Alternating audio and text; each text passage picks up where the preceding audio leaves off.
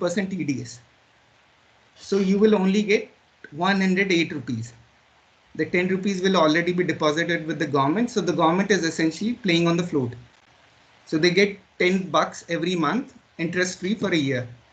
At the end of the year, if you can say that, okay, you have charged me more tax, you can get your money back. But essentially that 10 bucks gets stuck for the rest of the year. You can't do anything about it.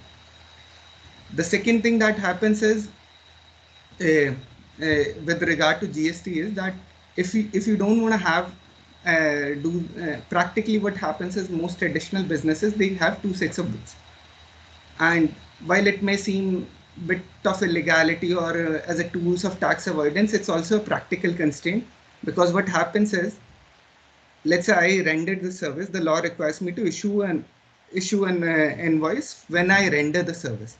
The problem is the client has already told me, boss, I will pay after 1 month.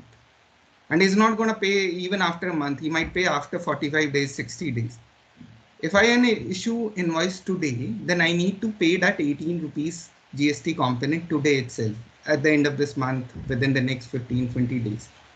So then that creates a cash flow crisis for me, because the client is going to pay me 60 days down the line. So I have to essentially suffer that cost.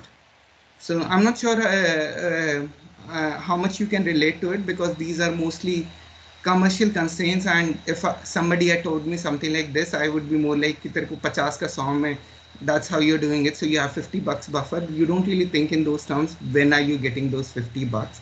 But when you start thinking, if you start thinking that you have to pay somebody 20 bucks tomorrow, and even though you might get 50 bucks later on, you won't have a company to run if you don't pay those 20 bucks tomorrow, because otherwise they will leave. So then that 50 bucks starts losing its value. You might go for some bank loan or some credit discounting platform. I don't know what you will do. Every business will figure out something, but so cash flow becomes an impediment, and there's not much that's happening on those lines. So the GST regime is not, and it's not something that the government is unaware of. In fact, if you deal with government, delayed payments are something that's taken as a part and parcel of the entire regime. So, but there's nothing. There are few reliefs on paper. So there's something called MSME registration, etc.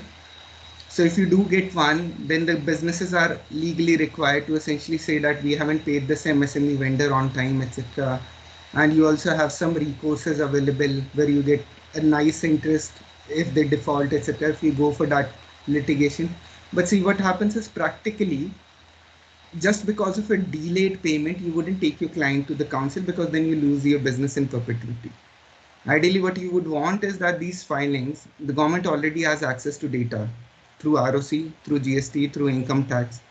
So ideally, what you would like is that the government reconcile these at the back end. It can be done through automation, and see people who are not paying on time.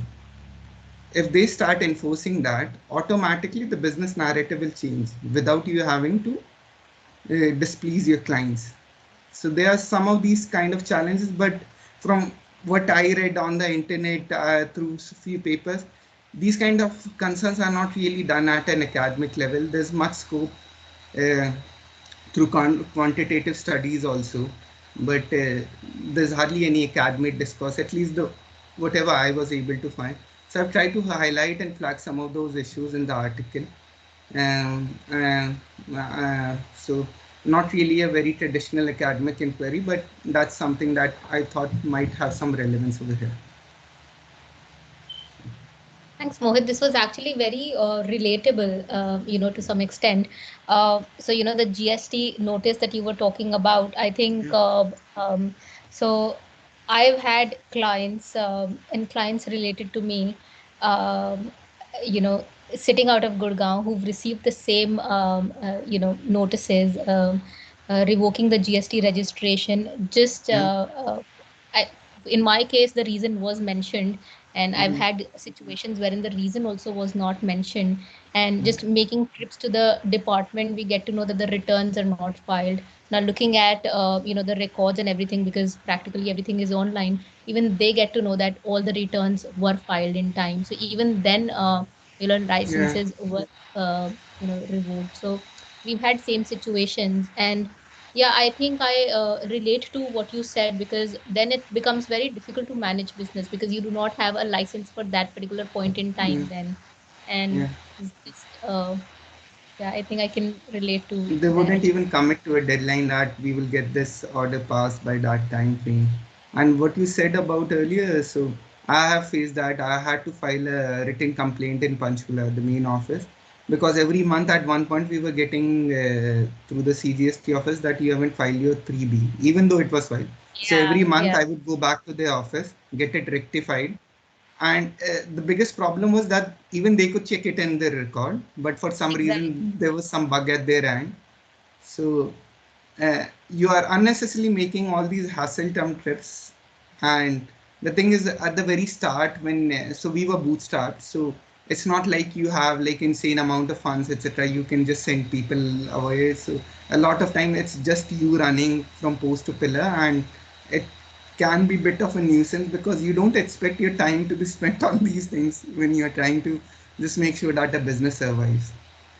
Yeah, so I'm talking about a client who was related to me. So I, out of that relationship, I could make trips. But I was just wondering, for a normal business, who would really do that for you? Because everyone's really, there are so many compliances other than that also that have Mm. to be met. And apart from just focusing on your business activity, there's so many other things. Now making trips to the department for this purpose, this gets very taxing in that sense. Yes. Yeah, so but that's part and parcel. So what So can we? yeah, we'll get better. Yeah, hopefully. Mhm. Thank you, Mohit and Kriti ma'am, for the articulate and riveting speech. It was indeed an insightful session, and I'm sure it was a great learning experience for all of us who are attending the webinar today. So, moving further to the questions, I request all the participants, if they have any questions, they can post in the chat box.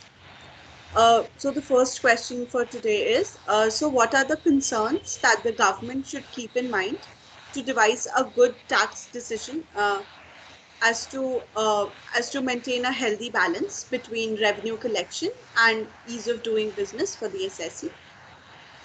So I think what really happens is our government really follows the stick model. So there's no carrot involved when it comes to compliances. So what happens is if you don't follow, you will get cancellation of registration, you will get a penalty, somebody will get behind bars, but there's no incentive to comply in majority of the instances. So I will give you a very simple example. In Germany, when you buy, let's say, any plastic bottle beverage packed in a plastic bottle, you pay a small amount of additional fee. And when you recycle that bottle, you get that money back. So something similar used to happen when we were kids. You would get in glass bottles, Pepsi, etc. And when you return that bottle, you would get that money back. So there was an incentive to comply. So to start with, though there's a potential stick over here, there's no actual incentive to comply, which is a big fault.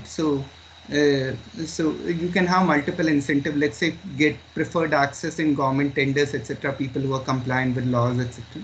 But the second thing is then there's a cost of compliance also, and that needs to be taken into consideration. So when you have this MSME regime, the some of the things they have done. So recently they have allowed they have provided some, let's say, bookkeeping solutions free of cost to businesses, etc.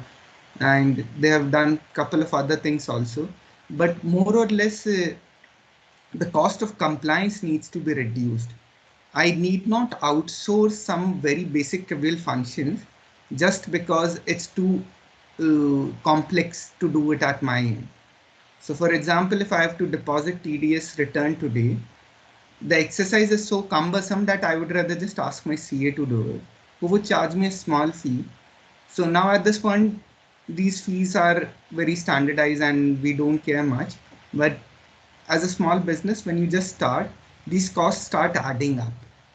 So there needs to be something where essentially the compliance needs to be in a manner where it's so easy that it can be carried out by the business owner themselves if they choose to do so. Because no business owner would ideally spend time on these things, but at the early stage when they don't really have these kind of resources available, readily available, so at least the process shouldn't be so cumbersome that they cannot afford to do so on their own. So that's something that is required to bring out sort of a balance. Yes, sir. I totally agree that the granting of incentives and reducing the cost of compliance would be beneficial to both the government and the businesses. So, moving to the next question. So, how should the compliance costs in case there is excessive burdens, it should be compensated to incentivize small and medium scale taxpayers.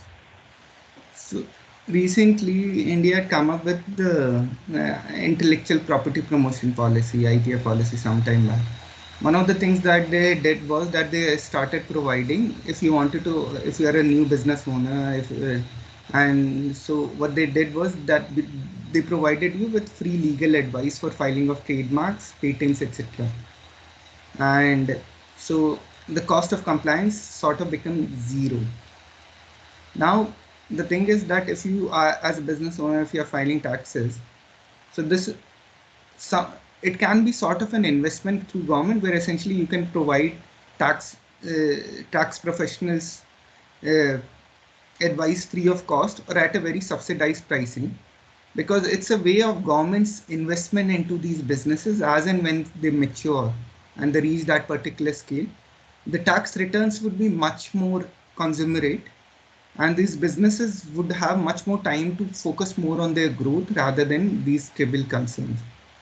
And it also generates employment on the other side where let's say because let's say a very seasoned tax profession wouldn't be interested in something like this, but a lot of these people who have just come up, let's say just like lawyers starting up, who are having a hard time getting clients, etc. So it needs both supply and demand. So because what happens is right now what happens is when these businesses packages etc come, lot of it is just taken up by very large businesses. It doesn't really reach the end level. So this is just one thought that I had, like extending similar kind of benefits from IPR to, let's say, early businesses for first 2-3 years till they reach a certain scale, etc., or a certain stage, etc.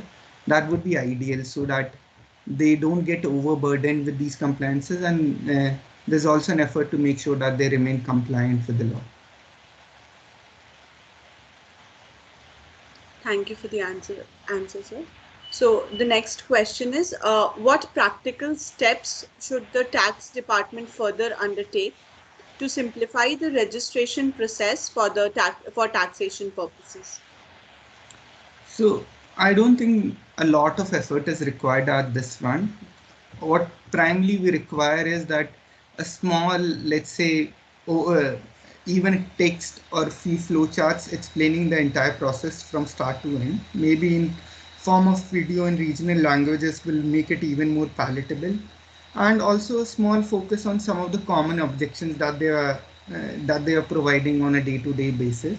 So what happens is if I go to a CA and if I try to get a company registered or a GST allotment, they know for a fact that what are some of the objections that the department sends out on a day-to-day basis. Now, if an external party knows this, I'm pretty sure the department also knows that in 90% of the cases, they provide these kind of objections and they get overturned. So in a way, what I don't understand is why don't they outsource this information readily at a readily available step. So for I can give you a very simple example. Let's say when I will be providing address of a premise, I need a no consent letter from the landlord. Now this no consent letter, there's an insistence that it not only be signed by the landlord, but it also needs to be notarized. Otherwise they would object. So when I'm uploading that letter on the GST portal, a small intimation just asking me whether you have got it notarized or not, because otherwise this will get objected, will not only save my time, but also save department's time.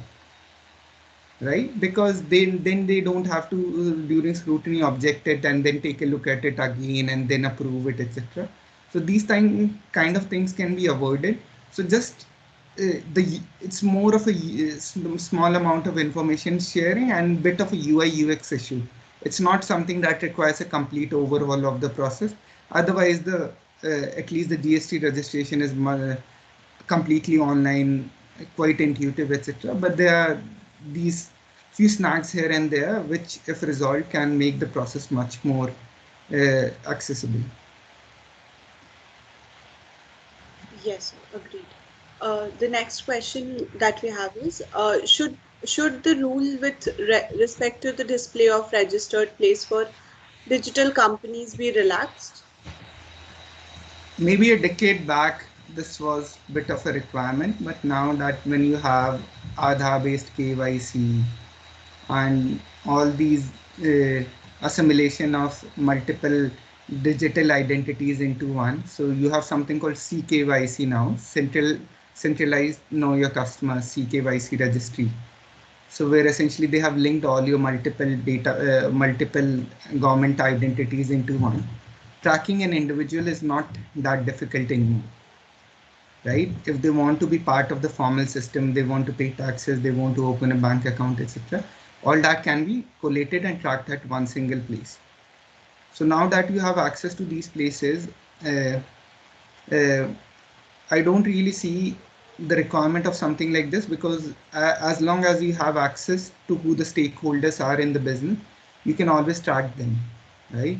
And just a display, this is an antiquated requirement which doesn't really serve any fruitful utility anymore.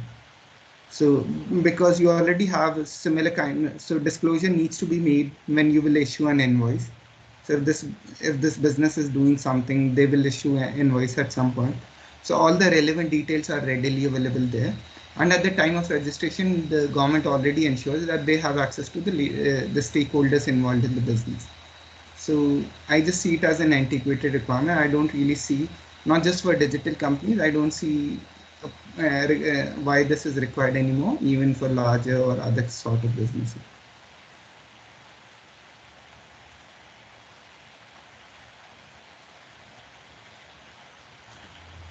Thank you, Thank you sir. very much, sir.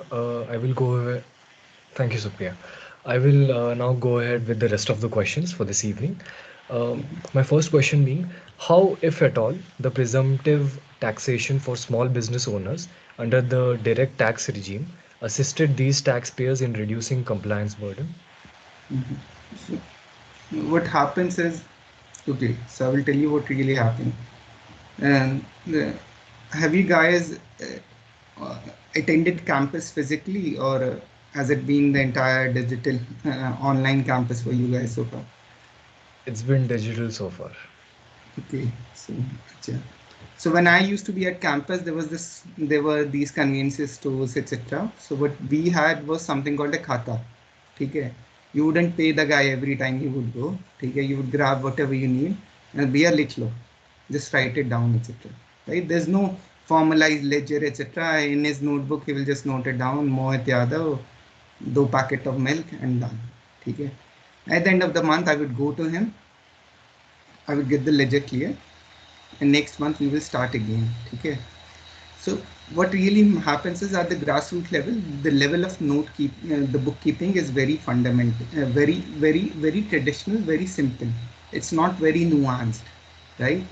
So what happens is, now these kind of businesses cannot afford to have a very extensive bookkeeping. They're maintaining these records in notebooks, etc., in their own handwriting, barely legible to anybody else, etc. And forget balance sheet and PL and account. For them, it's just income expenditure. That's all. That's how it works. Now, these kind of businesses cannot really afford to have that kind of extensive bookkeeping mechanism. So when they get this presumptive taxation scheme, they are also up to a certain level. There are few thresholds into the regime. They also have this flexibility of keeping these sort of records. They don't have to get these audited.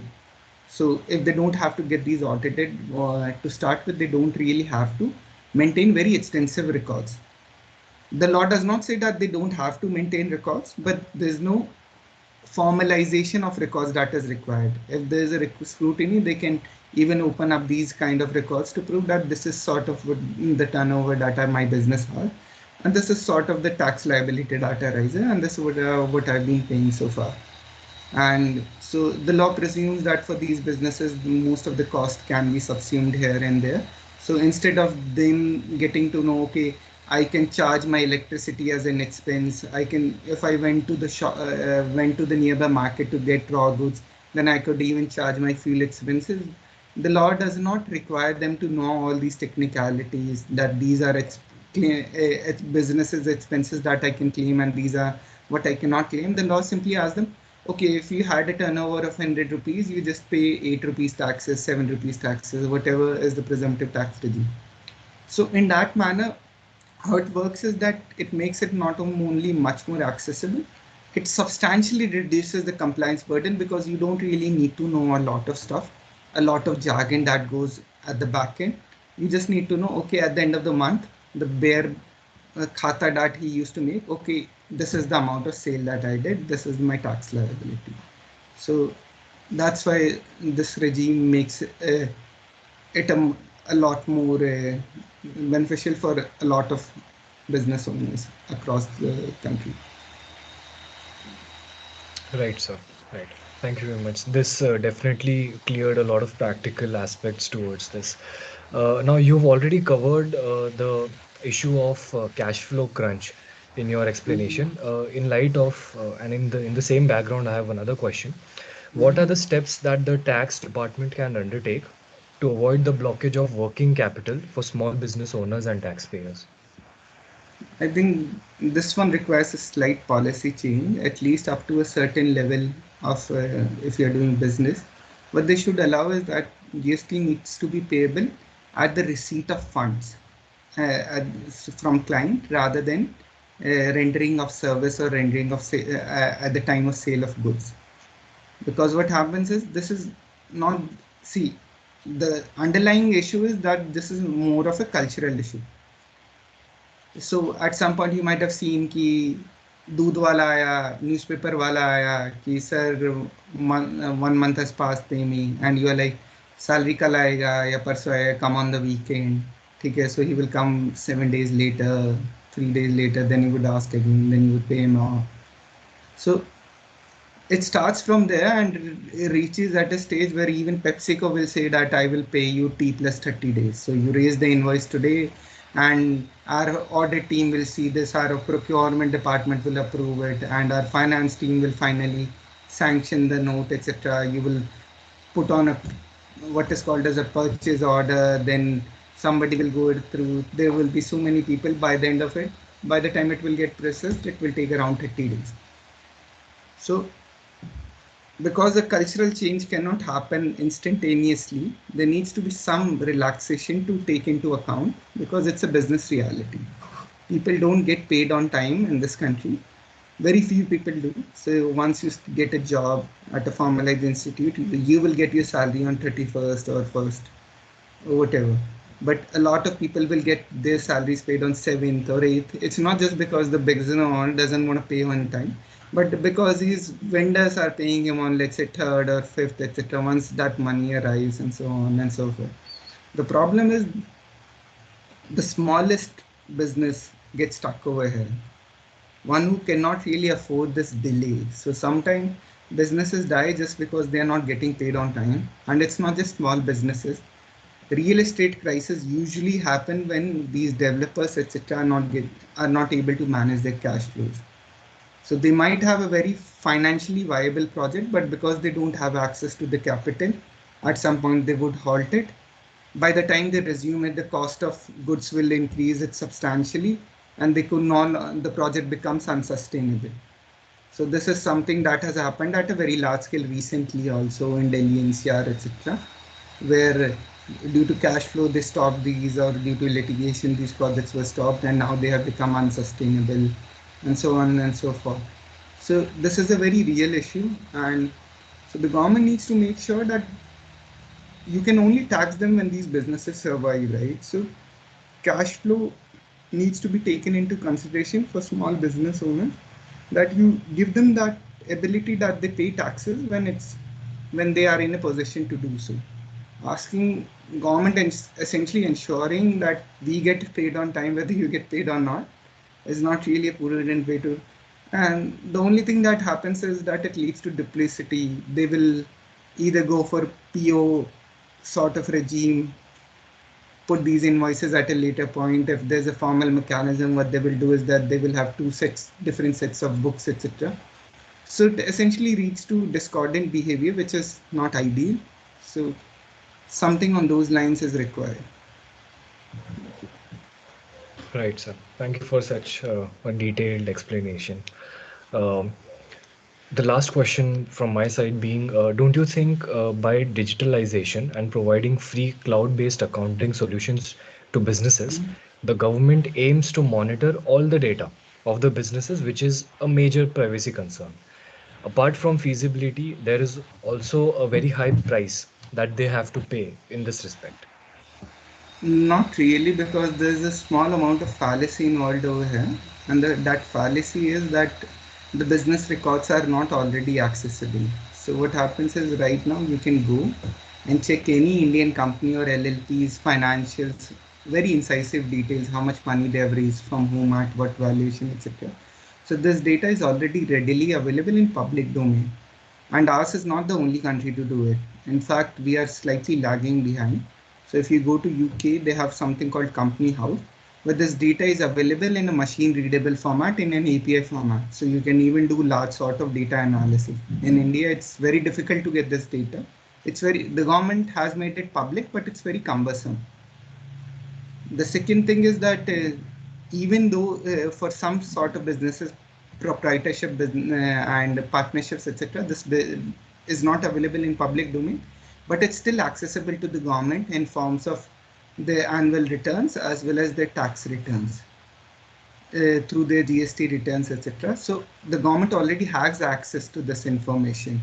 So the point that I'm trying to make is, if you're already sharing this data with the government, and it's already there. So the second thing is also, even from a constitutional perspective, you need to ensure that businesses do not enjoy the same rights, right?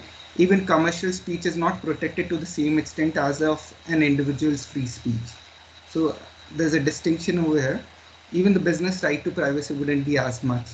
So they can always ask me, when you have filed these tax returns, okay, show us these expenses, provide us these invoices, etc.